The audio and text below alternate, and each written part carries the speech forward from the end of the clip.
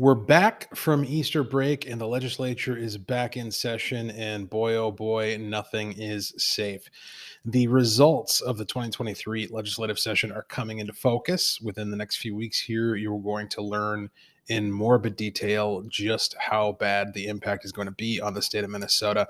But what I wanted to do today is provide you with a small example that I think is particularly instructive of how and why you're going to end up with the result that you're going to get from this session, which is, just to review, spending the entire $18 billion state budget surplus, raising taxes by $2 billion regressively, taxes on everybody who drives a car, taxes on everybody who receives a delivery, basically everyone, poor, middle class, regressive taxes from the so-called progressives.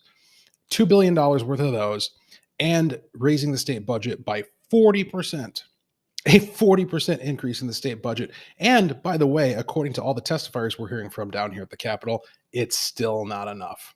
It'll never be enough. Well, why is all of that happening? This example that I'm about to share with you is very instructive into showing you the thought process that Democrats are utilizing in the decisions that they're making in terms of selecting their priorities, to the extent that they're selecting any priorities. They seem to be throwing money at everything, but the process that they're utilizing to decide what they're going to do with your money. And it basically comes down to this.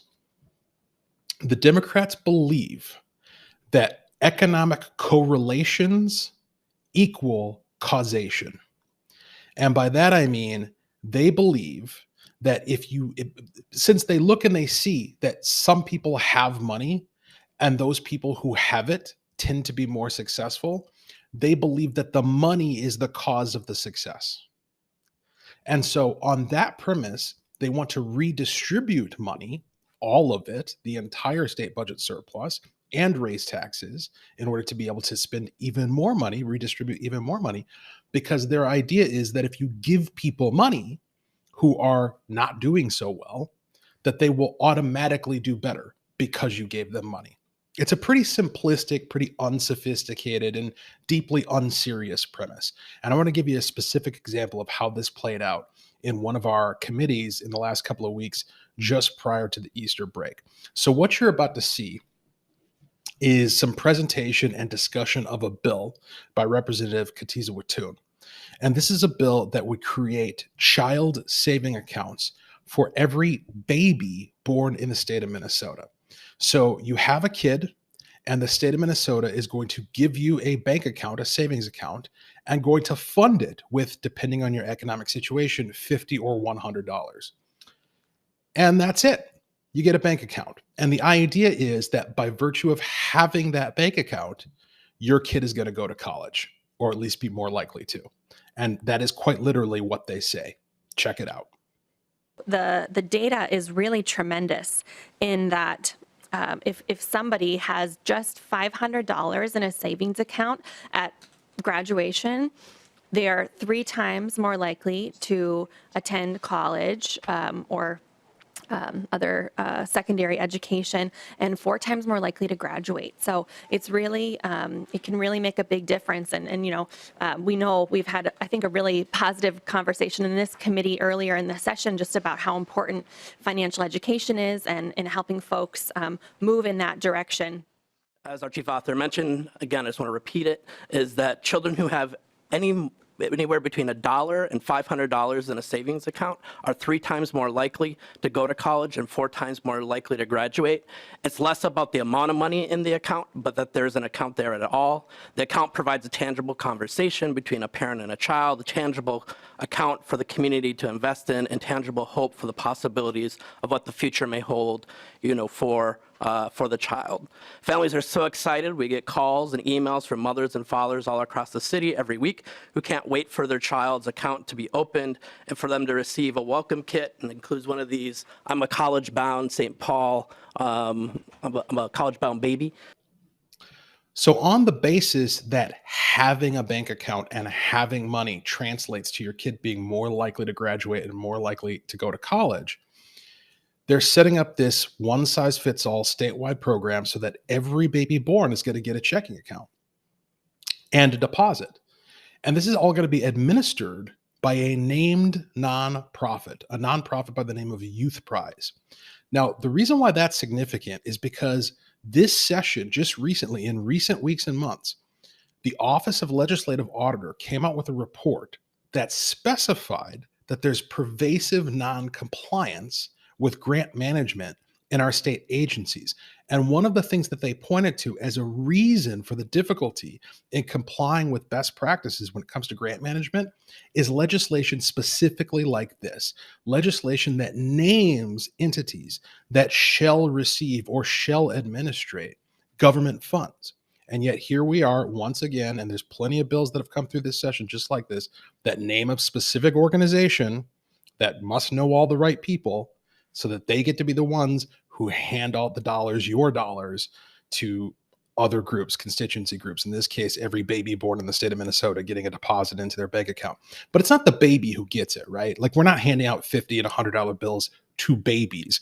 What we're doing is we're creating these accounts that are going to be held by a financial institution that is going to be chosen by Youth Prize, and they will get the money, and they get to hold on to the money, and they get to collect interest on the money. And boy, oh boy, what a great deal for them, right? This is what we're dealing with. You pulling on your heartstrings, using emotional manipulation in order to justify handouts to wealthy people and organizations and institutions in the name of helping the poor, except we're not actually helping them. And so in the face of this, this was the suggestion that I had for how we could improve this plan going forward. Check it out. The premise seems to be that it is the having of the money in an account and the having of the account that has some sort of causal relationship to the kids being more likely to go to college and more likely to graduate. And what I would submit is that what we're actually seeing here is that the values, priorities, habits, and practices that exhibit themselves in seeking a savings account and making deposits into it, that those values, habits, and practices are what translate and exhibit themselves in kids being more likely to attend college and more likely to graduate. And so the idea that by just handing people an account and handing them money to put into it, that's going to translate into the same correlation and outcomes. I think especially when you're looking at a pilot program that started in 2019 and here we are less than 5 years later, it's a fairly dubious notion. And I think we can do this a lot simpler than it's currently being proposed. I mean, under this proposal, not only do we have the named intermediary Youth Prize that, according to one of the one sheets here, is going to be getting $570,000, over $500,000 to administer this thing. But they act as the program administrator, as opposed to the Department of Education under the original bill before the author's amendment. And they get to select a financial institution, one, that's going to hold this money. And I appreciate Vice Chair Keeler raising the issue of interest, because the interest that you earn on your account is only part of the interest that is earned on the money that is held in that account. That's how the bank makes its money.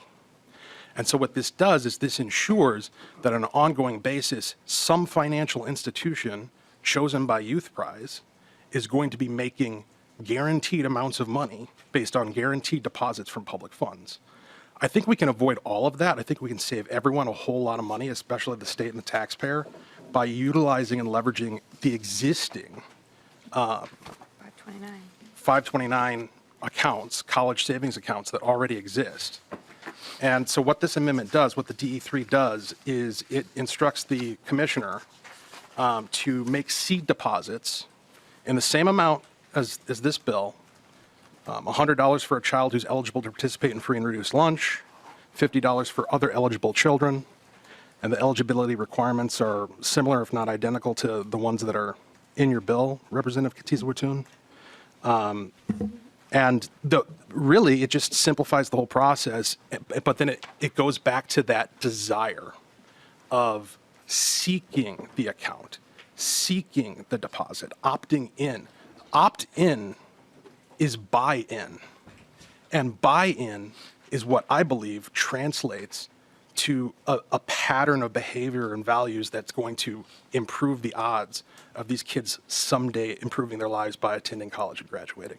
Thank you, Mr. Chair, and thank you, Representative Hudson, for obviously a lot of thought that you put into this amendment. I like the potential of a 529 connection there. I mean, gaining a little bit more interest and making sure that folks are on the right track. One of my concerns, though, is that part of the problem, is that we know how many Minnesotans are unbanked or underbanked, and I think that due to a variety of issues, whether they be cultural, whether they be language based, people in Minnesota, many people in Minnesota, just they have a little bit of a fear going into a bank, setting up an account. I think utilizing a 529 is kind of another step up for people who even know what a 529 is. I think you made my point. If folks lack their knowledge, the wherewithal, the cultural equipment, whatever we're saying the deficit is, that keeps them from being able to access the banking system, then merely handing them a bank account and a deposit isn't going to solve that problem. They're not going to know what to do with it after the fact.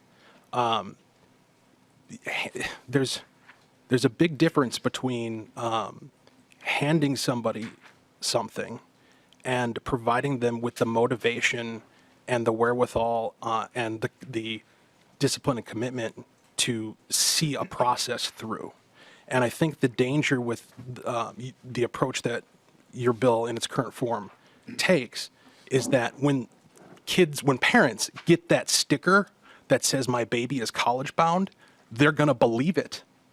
They're going to believe that having that account and having government money put in it translates to their kid going to college. And that's not true.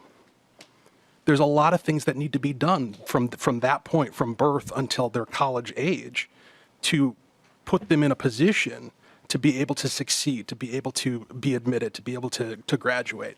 And so validating this premise that having the account and having the deposit is the reason why you're going to attend college and graduate, it's a false premise that might actually deter people from developing the values, practices, and habits necessary to set their children up for success in the future.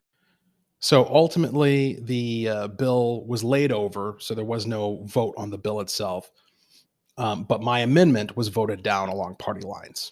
So the Democrats don't believe that it's important for people to have the practices, the habits, the virtues, the practices that actually contribute to fostering a child, raising up a child who's going to be more likely to graduate and go to college. They think that if you just hand them money and hand them a bank account, that's magically going to translate to better outcomes in the future. And that right there is your microcosm, your indication of the type of thought process that's informing all of the spending that we're seeing in St. Paul. And it's a serious, serious problem because they're offering deeply unserious, silly, ridiculous solutions that are based on obviously incorrect premises. And you saw it. Even when I lay it out logically, rationally, irrefutably, that this is a bad idea and here's why, they're just not hearing it because they believe deep down in their heart that if you hand somebody money, even just $1, according to the testimony that was offered in behalf of this bill, that's going to translate to their life being magically changed for the better. And of course, we know that's not the way that it works. It's not the money that makes your life better. It's what you did in order to earn it that makes your life better. It's called productivity. And that's what we should be fostering. Virtue, honor, respect, pride in oneself for accomplishment, achievement. It's very deeply frustrating to be down here, but I'm glad to be able to do it and to let you in on the behind the scenes process of how things work down here in St. Paul. Thank you for your support, and we'll see you around.